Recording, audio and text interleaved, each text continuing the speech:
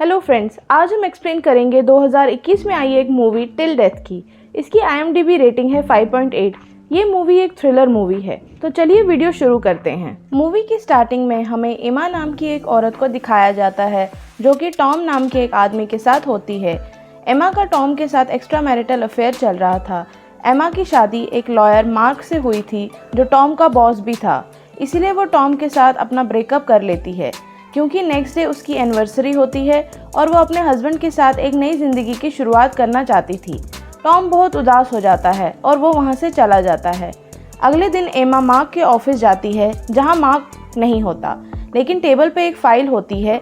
ये किसी बॉबी नाम के आदमी की फ़ाइल थी जो पिछले कई सालों से जेल में बंद था और जिसने एमा पे कुछ साल पहले हमला किया था। यहाँ पर हमें पता चलता है कि आज से 10 साल पहले बॉबी एमा के घर चोरी करने गया था। दोनों में हाथापाई हुई थी। एमा ने सेल्फ डिफेंस में उसकी एक आंख फोड़ दी थी। उस केस में मार्क डिस्ट्रिक्ट अटर्नी था। उसी केस के दौरान एमा और मार्क की मुलाकात हुई थी। एमा सोचती है कि इतने साल बाद ये फाइल मार्क के पास क्यों है। तभी एंट्री होती है मार्क वेबस्टर की। एमा उससे भी इस बारे में पूछती है, लेकिन मार्क उसे इग्नोर कर देता है। मार्क एमा की पहनी हुई ब्लैक ड्रेस को पसंद नहीं करता। वो उसे चेंज करने के लिए फोर्स करता है। ऑफिस से निकलते वक्त उनकी मुलाकात होती है टॉम से, लेकिन टॉम सिचुएशन को बहुत अच्छे से हैंडल कर लेता है। मार्क को भनक भी नहीं लगती कि एमा और टॉम एक दूसरे को जानते भी हैं। रात को मार्क और एमा डिनर करने गए थे। मार्क एमा को एनिवर्सरी गिफ्ट देता है और वो होता है एक स्टील नेकलेस। उसे वो गिफ्ट बिल्कुल पसंद नहीं आता, लेकिन वो चुपचाप उस गिफ्ट को पहन लेती है। बट उसका गिफ्ट मार्क को बिल्कुल पसंद नहीं आता। ये होता है सुपर बॉल नाम की एक गेम की टिकट्स। मार्क उसे डायरेक्टली बोल देता है कि उसे वो गिफ्ट बिल्कुल पसंद नहीं आया। रेस्टोरेंट के निकलते वक्त भी वो उन टिकट्स को वहीं टेबल पे छोड़ देता है। बाहर कार के लिए वेट करते टाइम मार्क एमा को एक और सरप्राइज देता है। उसके पॉकेट में एक काला कपड़ा होता है जिससे ब्लाइंड फोल्ड करके वो एमा को कार से कहीं ले जाता है। 1 घंटे से भी ऊपर हो जाता है। एमा इरिटेट हो जाती है। वो बार बार मार्क से पूछती है कि अभी और कितनी देर है। मार्क उसे बोलता है बस थोड़ी देर और। एमा इम्पेशेंट हो जाती है और ब्लाइंड फोल्ड निकाल देती है और उसके सामने होता है लेक हाउस। वो उस घर को पहचान जाती है क्योंकि शादी के बाद वो और मार्क अक्सर वहाँ आया करते थे। इस घर से उनकी बहुत अच्छी यादें जुड़ी हैं। घर के अंदर कदम रखते ही एमा शॉक हो जाती है क्योंकि पूरा घर को मार्क ने बहुत अच्छे से सजाया था। कैंडल जलाए थे, फ्लोर पे रोज़ पेटल्स बिछाए थे, रोमांटिक सॉन्ग्स चल रहे थे, उनकी पुरानी फ़ोटोग्राफ्स लगी हुई थी। ये था मार्क का सरप्राइज़। वो एमा से कहता है उसे पता है कि कुछ टाइम से उनका रिलेशनशिप ठीक नहीं चल रहा। वो फिर से नई शुरुआत करना चाहता है। वो रात वहीं साथ में लेक हाउस में गुजारते हैं। नेक्स्ट मॉर्निंग जब एमा जागती है, वो देखती है मार्क जागा हुआ था और उसके पास ही बैठा था। एमा जब उठने की कोशिश करती है तो वो देखती है उसका हाथ हैंडकफ से बंधा हुआ था, जिसका दूसरा एंड मार्क के साथ बंधा हुआ था। एमा डर जाती है। वो मार्क से पूछती है कि ये क्या है, मगर मार्क जवाब नहीं देता। वो खुद को शूट कर देता है। एमा घबरा जाती है। वो सोचती है मार्क ने ऐसा क्यों किया। कुछ देर एमा वहीं बैठी रहती है। फिर धीरे धीरे वो उस हथकड़ी को खोलने की कोशिश करती है। सबसे पहले एमा उस गन से उसे खोलने की कोशिश करती है, मगर उसमें बुलेट नहीं होती। एमा 911 डायल करती है, लेकिन फ़ोन में नेटवर्क ना होने की वजह से कॉल भी नहीं लगता। मार्क की बॉडी को क्लोजेट की तरफ ले जाती है क्योंकि वो नाइट ड्रेस पहनी हुई थी। क्लोजेट बिल्कुल खाली था, सिर्फ उसका वेडिंग गाउन वहाँ रखा हुआ था जो इस सिचुएशन में उसके किसी काम का नहीं था। एमा को वहाँ एक लॉकर भी दिखता है जिसके बारे में एमा को कोई आइडिया नहीं होता। एमा मार्क की शर्ट उतार कर खुद पहन लेती है और उसके वेडिंग गाउन को बॉडी को खींचने के लिए यूज़ करती है। किसी तरह वो नीचे पहुँच जाती है। वो अपने फ़ोन को एक वास में डूबा हुआ देखती है जो कि ख़राब हो चुका था। एमा पूरे घर में चाबी ढूंढती है, लेकिन मार्क ने सारे घर खाली कर रखा था। एमा को डस्टबिन में कार की कीज़ मिलती है, लेकिन वहां तक पहुंचने के लिए भी उसे इस बॉडी को बर्फ़ के ऊपर से घसीटते हुए ले जाना पड़ा। जैसे तैसे वो कार तक पहुंच जाती है। लाश को कार के अंदर बिठाती है, खुद बैठती है, कार स्टार्ट करती है, लेकिन इंजन स्टार्ट नहीं होता। अचानक कार में उनका वेडिंग सॉन्ग बजने लगता है और सुनाई देता है मार्क का वॉइस रिकॉर्डिंग, जिसमें एमा को पता चलता है कि मार्क को टॉम के बारे में पहले से पता था। इससे पता चलता है कि उसने एमा को फंसाने के लिए सुसाइड कर लिया, लेकिन एमा इतनी आसानी से हार नहीं मानती। एमा बेसमेंट में जाती है इस होप में कि उसे वहाँ कोई टूल मिल जाएगा, मगर वो भी पूरा खाली होता है। अंदर बाहर करते करते वो बुरी तरह थक जाती है, लेकिन वो रुकती नहीं। वो अब उस कमरे में जाती है जहां एमा के फ़ोटोज़ टंगे हुए थे, लेकिन अभी उन फ़ोटोज़ में एमा के चेहरे को स्क्रैच कर रखा था और साथ ही टॉम और उसके फ़ोटोज़ भी थे। इससे पता चलता है कि मार्क उनको काफ़ी टाइम से स्टॉक कर रहा था। एमा को ऐसे लगता है कि वहाँ बॉबी खड़ा है, जिसके कारण बहुत सालों तक एमा को पैनिक अटैक आते रहे। इस वक्त भी एमा उसको देखकर घबरा जाती है, जबकि ये सिर्फ उसकी फ़ोटो है। एमा को वहाँ रिकॉर्डर दिखता है जिस पे लिखा होता है प्ले मी। उसमें वो स्टेटमेंट होती है जो बॉबी के खिलाफ एफआईआर करते टाइम उसने दी थी। एमा को समझ नहीं आता कि ये सब क्या हो रहा है।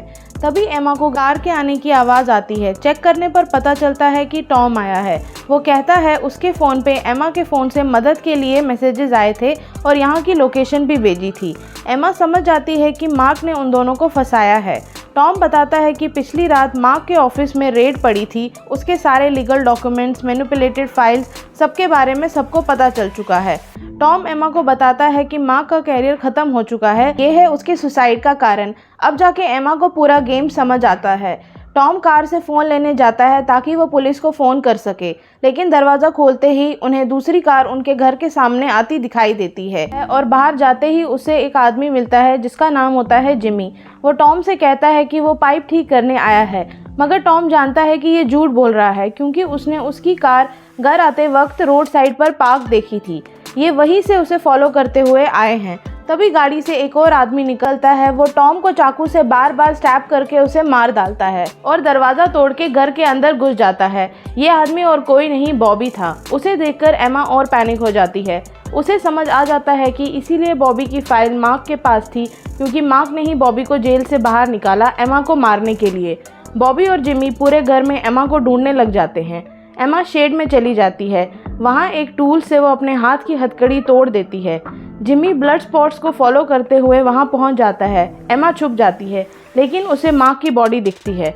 वो बॉबी को बुलाता है। बॉबी समझ जाता है कि एमा का काम है और वो बोलता है कि एमा ज़्यादा दूर नहीं गई होगी।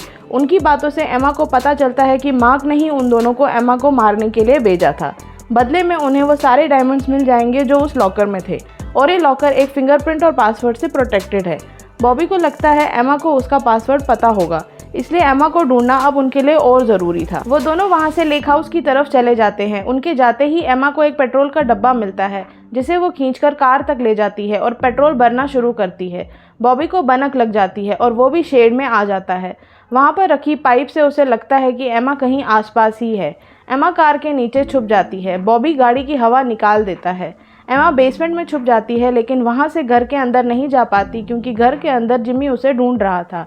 इधर बॉबी एमा तक पहुँचने ही वाला था कि एमा बड़ी चालाकी से कार की कीज से हॉर्न ब्लो कर देती है। जिमी और बॉबी दोनों गैराज में पहुँच जाते हैं, जिससे एमा को भागने का मौका मिल जाता है।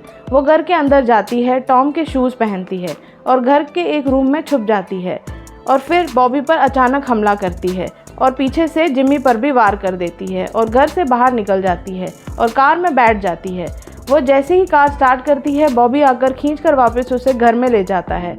एमा इस दौरान टॉम के फ़ोन से पुलिस को फ़ोन कर देती है। हालांकि उसकी बात नहीं हो पाती, लेकिन उसे लगता है कि शायद पुलिस उसे ट्रैक करके उस तक पहुंच जाए। इसके बाद बॉबी फिर से एमा को मार्क के साथ हथकड़ी से बांध देता है और बहुत मारता है।